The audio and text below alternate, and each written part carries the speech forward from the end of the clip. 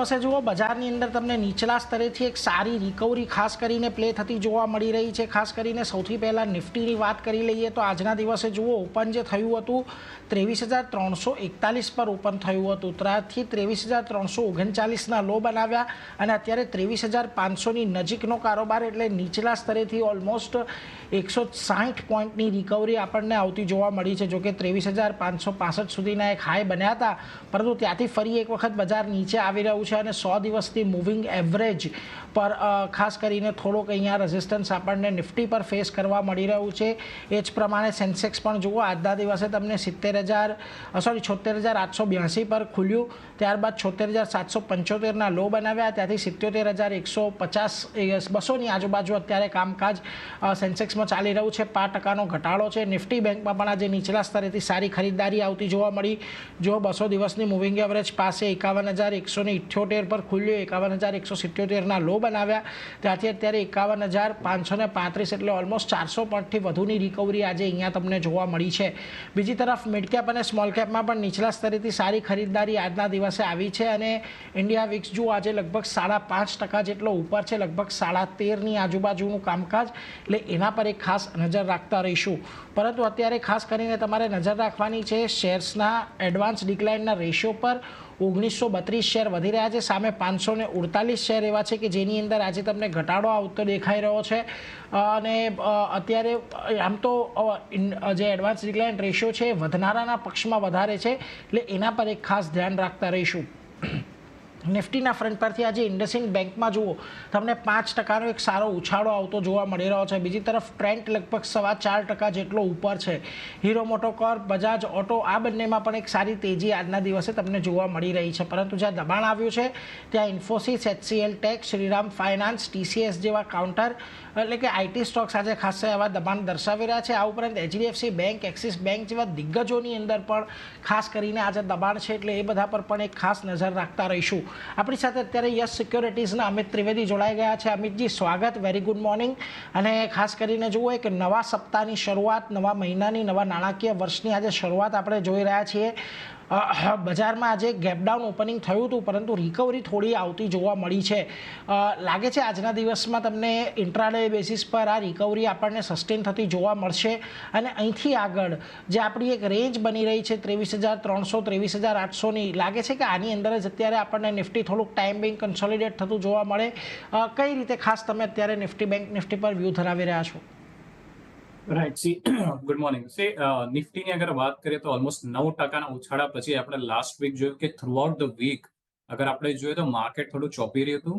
એના પછી overnight yes no doubt global માર્કેટ્સમાં એક સારું એવું સેલ ઓફ આવ્યું હતું, બટ કમ્પેરેટિવલી અગર આપણે ઇમ્પેક્ટ જોઈએ અગર નિફ્ટી પર તો એ લિમિટેડ છે. એક ગેપડાઉન સ્ટાર્ટ જે હિસાબે તમે કીધું એ જોવા મળ્યું હતું, બટ આપણે જે જોઈ રહ્યા છીએ કે ઓલમોસ્ટ એ 23,400ના જે લેવલ છે એને ઇન્ટેક્ટ રાખ્યા છે, એને સસ્ટેન રાખ્યા છે. અને જે હિસાબનું ઓપ્શન્સ ડિસ્ટ્રીબ્યુશન અગર હું જોઉં તો ઉપરમાં નો ડાઉટ 23,600 23,800ની આસપાસ કોલ્સ પર સારી એવી રાઇટિંગ થઈ છે છેલ્લા 1-2 દિવસમાં. But at the same time down સાઇડમાં અગર જોવું તો 23,300ના પુટમાં પણ સારો એવો ઓઆઈ બેઝ છે, જે બેસિકલી ઇન્ડિકેટ કરે છે એક રેન્જ બાઉન્ડ એક્શન પોસિબલ છે. બેસિકલી જે 9%નો ઉછાળો આપણને જોવા મળ્યો છે, નિફ્ટી આ ઉછાળાને ડાયજેસ્ટ કરશે, થોડું કન્સોલિડેટ કરશે અને જે રેન્જ છે 23,300 થી લઈને 23,700ની ઇન્ટેક્ટ છે. તો મને એવું લાગી રહ્યું છે કે ઇન્ડેક્સ પર આઉટલુક જે છે ન્યુટ્રલ છે, કારણ કે કન્સોલિડેશન જે છે આ વીકમાં પણ જોવા મળી શકે. એટલે જો ન્યુટ્રલ આઉટલુક છે અત્યારે અને ખાસ કરીને કન્સોલિડેશન તમને આ વીકમાં જોવા મળી શકે છે, એટલે એના પર એક ખાસ નજર રાખતા રહેવાની છે. પરંતુ આજના દિવસમાં જુઓ હવે આપણને સારો એવો ઉછાળો જ્યાં ઘડી આવતો જોવા મળી રહ્યો છે. ત્યાં ઘડી આમ તો વોડાફોન આઈડિયાનું કાઉન્ટર છે 10% જેટલો ઉપર છે.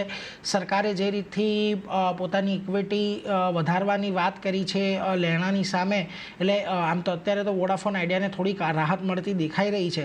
પરંતુ આની એક અસર આજના દિવસમાં ખાસ કરીને ઇન્ડસ ટાવર પર પણ આવતી દેખાય છે કે જ્યાં ઘડી લગભગ 6.5 પોણા 7%નો ઉછાળો આપણે અત્યારની સમયમાં વિટનેસ કરી રહ્યા છે. આ બંનેમાંથી અત્યારે તમારો મત ક્યાં ખાસ પોઝિટિવ બની રહ્યો છે, વીઆઈ કે પછી ઇન્ડસ ટાવર્સ? આ બંનેમાંથી જો અત્યારે પસંદગી કરવી હોય તો ક્યાં કરશો, કે પછી અત્યારે બંને થોડાક અવોઇડ લિસ્ટમાં રહેશે તમારા?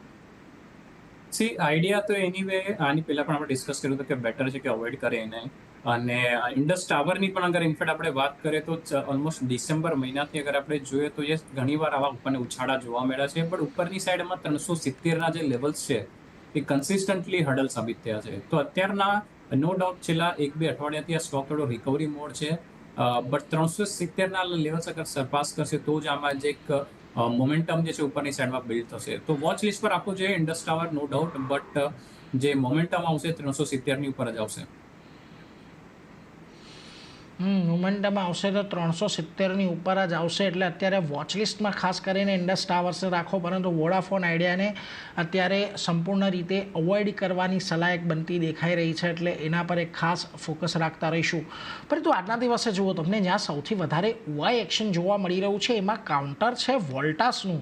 આજે બજારની અંદર સારી રિકવરી તમને જોવા મળી છે, છતાં પણ અહીંયા મોટા પાયે આજે શોર્ટ બિલ્ટઅપ થઈ રહ્યા છે.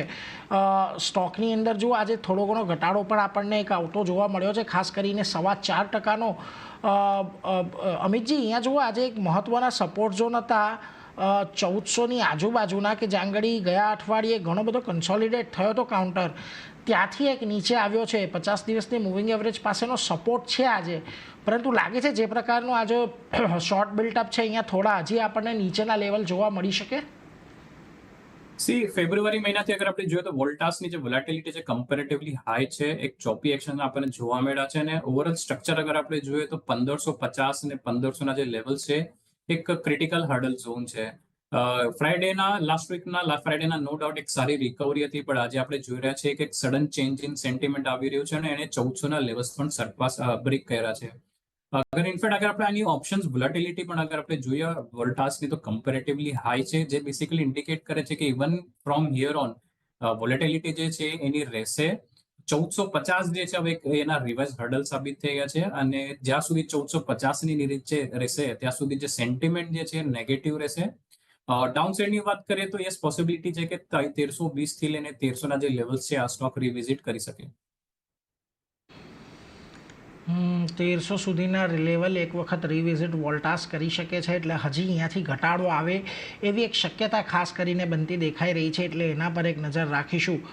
બીજી તરફ આજના દિવસમાં જો તમને ગેસ સ્ટોક્સ તરફથી પણ એક થોડુંક દબાણ આવતું જોવા મળી રહ્યું છે, ખાસ કરીને આઈજીએલ પર. આ ઉપરાંત તમને એમજીએલમાં જો આજે 0.5%ની તેજી છે. ગુજરાત ગેસની અંદર ખાસ કરીને આજના દિવસે તમને એક ઘટાડા તરફી કારોબાર જોવા મળી રહ્યો છે. ગેલ થોડો ઘણો પોઝિટિવ છે. આ ગેસ સ્ટોક્સમાંથી અત્યારે કોઈ પસંદગી આવી રહી છે? કારણ કે જો સરકારે લગભગ જે 1 એપ્રિલથી 30 સપ્ટેમ્બર સુધીના જે ગેસના પ્રાઇસ છે એની અંદર થોડો વધારો આપણને કરતું દેખાયું છે, પરંતુ અહીંયા કોઈ બહુ મોટી હલચલ ગેસ સ્ટોક્સની અંદર આવતી જોવા નથી મળી. ખાસ કરીને આઈજીએલ જુઓ આજે ફરી પાછા 200 દિવસ પર એક 200 રૂપિયાના લેવલ પર એક થોડોક રેઝિસ્ટ કરી રહ્યો છે. અહીંયા કોઈ પસંદગી અત્યારે તમારી બની રહી છે? અગર ઓલમોસ્ટ જોઈએ છીએ તો 2 મહિનાથી આ સ્ટોક જે છે થોડોક રેન્જબાઉન્ડ મેનરમાં આપણે જોઈ શકીએ છીએ એનું એક્શન છે. નો ડાઉટ ડાઉન સાઈડમાં જે ડિક્લાઇન હતા એના લિમિટેડ હતા, but at the same time અગર આપણે ઉપરમાં પણ આપણે જોઈએ તો જે રિક્વાયર્ડ મોમેન્ટમ જે હિસાબનું મોમેન્ટમ જોઈએ નથી આવી રહ્યું, કારણ કે 210ના જે લેવલ છે એને કન્સિસ્ટન્ટલી હર્ડલ સાબિત થયા છે અમુક 7 થી 8 અઠવાડિયાથી. બટ જે હિસાબનું ઓવરઓલ સ્ટ્રક્ચર છે આઈ ફીલ કે થોડું હજી રેન્જમાં એક્શન રહેશે. બટ યસ 210ના લેવલ્સ અગર આઈજીએલ બ્રેક કરે તો પોસિબિલિટી છે કે એક શોર્ટ ટર્મ રિવાઇવલ આવે ટિલ 230. સો વોચ લિસ્ટમાં રાખી શકાય. 210 અગર બ્રેક કરે તો 200ના સ્ટ્રિક્ટ સ્ટોપ લોસ સાથે બાય કરીને ઉપરમાં 230નો ટાર્ગેટ રાખી શકાય. એટલે 210નું એક લેવલ તમારે અહીંયાથી ધ્યાન રાખવાનું છે. એ નીકળે છે તો 230 સુધીના લેવલ આવે છે, પરંતુ અત્યારે થોડો વેઇટિંગમાં રાખવાની સલાહ છે, એટલે એના પર એક ખાસ ધ્યાન રાખતા રહેજો. પરંતુ એ સાથે જ અત્યારે